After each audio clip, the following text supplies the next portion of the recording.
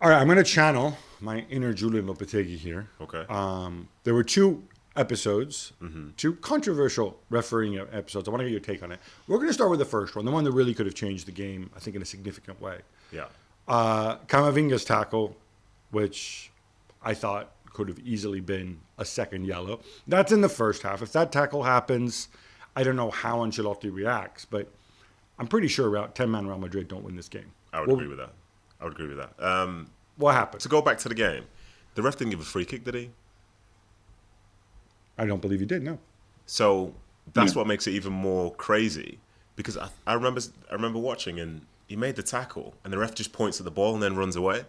It's like, that's the ball, but over there's the foul.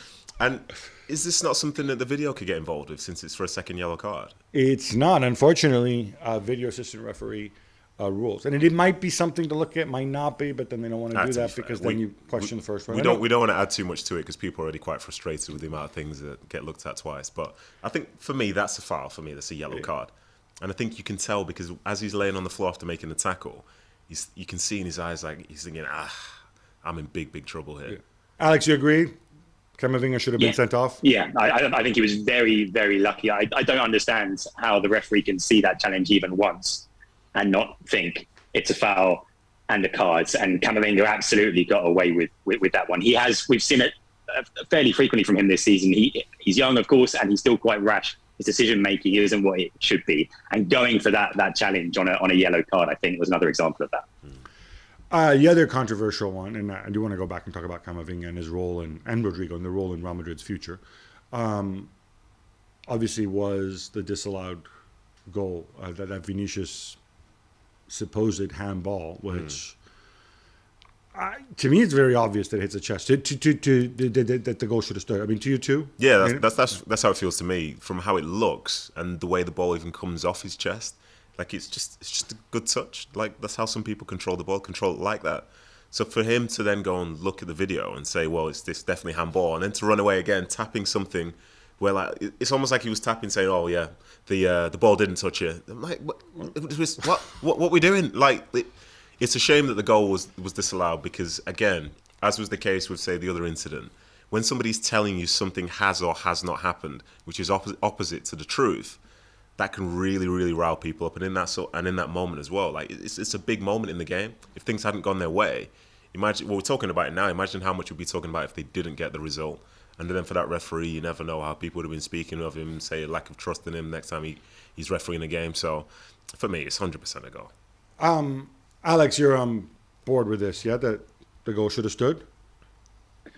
Talk about people getting riled up. What was fascinating about this incident was very unusually, as the referee went across to take a look at the images on the pitch side bar monitor, they were showing it on the big screen in the stadium.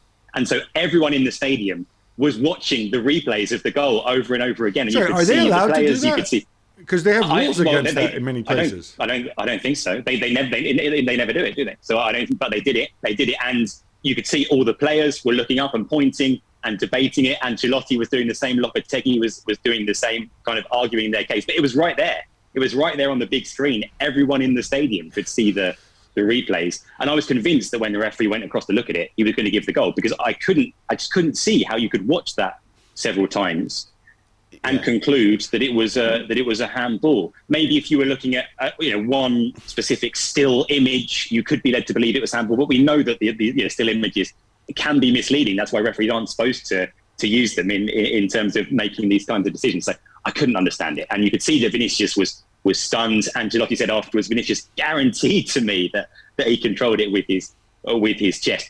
And fortunately, in many ways, Real Madrid went on to win the game, because if they hadn't gone on to win the game, and this had been the defining incident in the game, I mean, there's already a lot of fuss about this. I cannot imagine what the fuss would have been like this morning. I think this is the interesting thing about sport, especially once you have a side in the argument.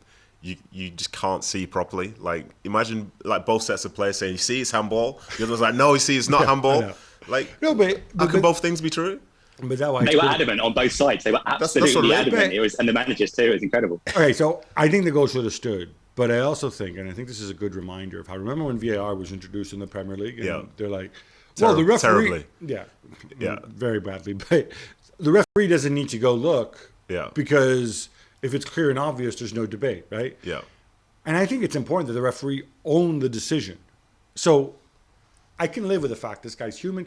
I think he made a mistake. Yes. Maybe he thinks he didn't. Yes. But it's important that there's an accountability there, that it's not just, faceless VAR deciding something else. And so I think in the end, you can kind of live with this. Well, thank you very much for watching ESPN on YouTube. For more sports highlights and analysis, be sure to download the ESPN app. And for live streaming, premium content, and let's not forget as well, ESPN FC 7 days a week. Subscribe to ESPN Plus.